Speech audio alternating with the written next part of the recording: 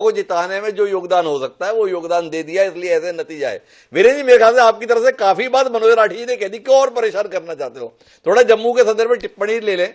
हमारे साथ में जगदीप सिंह जी हैं। जम्मू कश्मीर के नतीजों के संदर्भ में जगदीप सिंह जी, आपकी प्रतिक्रिया। एक उलझन है, एक तरफ नेशनल कॉन्फ्रेंस थी जो धारा 370 की बहाली की बात करती है, दूसरा गठबंधन की सहयोगी कांग्रेस पार्टी है जो धारा 370 के संदर्भ में मौन रहती है। अब भी मौन रहेंगे या मुखर हो जाएंगे?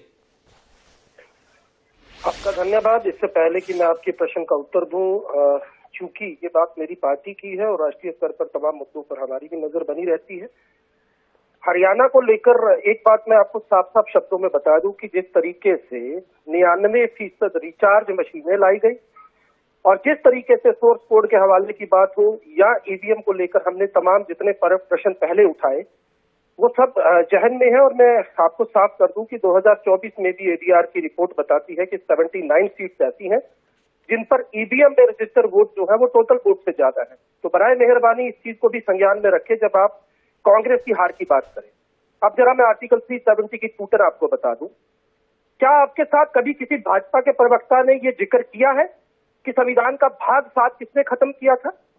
क्या कभी किसी ने आपको ये बताया है कि जिस आर्टिकल का पहला सब सेक्शन ये कहता हो कि जम्मू कश्मीर भारत का अभिन्न अंग है और जिसका सेक्शन 3 और 4 यानी सी एंड डी ये आपको हक देता हो कि आप संविधान सभा को विधानसभा बनाए और राष्ट्रपति को ये हक हो कि वो उसे जब चाहे बदल दे? तो ऐसे में ये सवाल उठाना, और मैं पूछना चाहता हूं, सदर रियासत से लेकर में लागू करवाया, तो ये समझना होगा कि जम्मू कश्मीर का विलय कैसे हुआ, इसके इतिहास को समझना पड़ेगा। और मुझे लगता है ये चीजें छोटी हो जाएगी, लिहाजा 370 पर और 35 में भी मैं साथ जोड़, मतलब हैरत होती है मुझे, जो संविधान का हिस्सा ही नहीं है, जो 1954 के प्रेसिडेंशियल ऑर्डर के साथ जोड़ा गया, उसे लेकर भाजपा अपना सियासी मफाद हल करना चाहती है।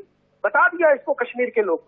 हाँ, जम्मू में हम हारे हैं, जम्मू की हार जो है उस पर पार्टी बड़ी गंभीरता से विचार विमर्श करेगी, मनन करेगी और निश्चित तौर पर कुछ बड़े फैसले लिए जाएंगे। जी जगदीश जी, इस जीत से कितने उल्लसित हैं आप?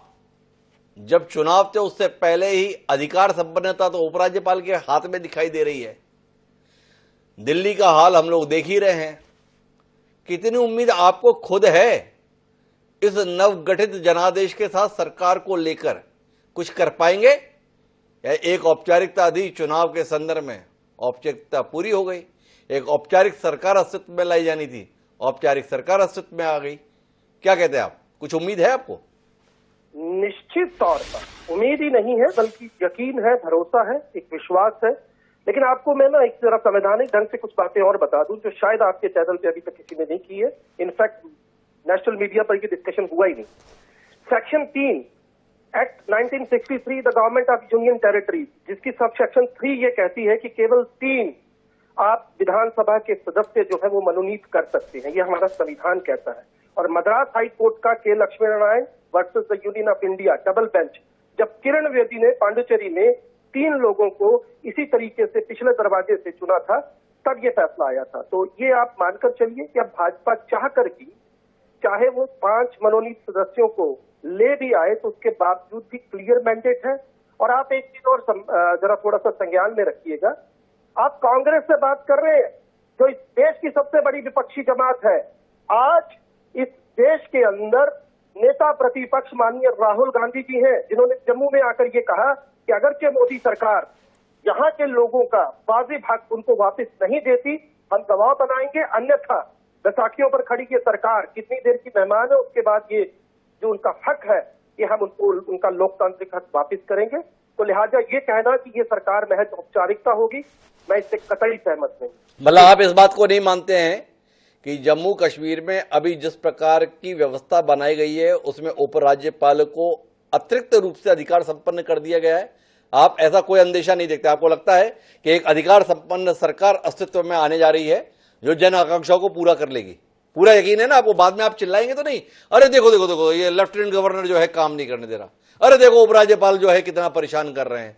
हम तो किसी अधिकार के संदर्भ में नहीं, जैसे दिल्ली में अरविंद केजरीवाल को और उनकी सरकार को हम परेशान होते हुए देखते थे, ऐसी कोई उम्मीद आपको नहीं है ना? द्विवेदी साहब, आपके चैनल पर कौन लोग आकर चिल्लाते हैं मैं नहीं जानता, लेकिन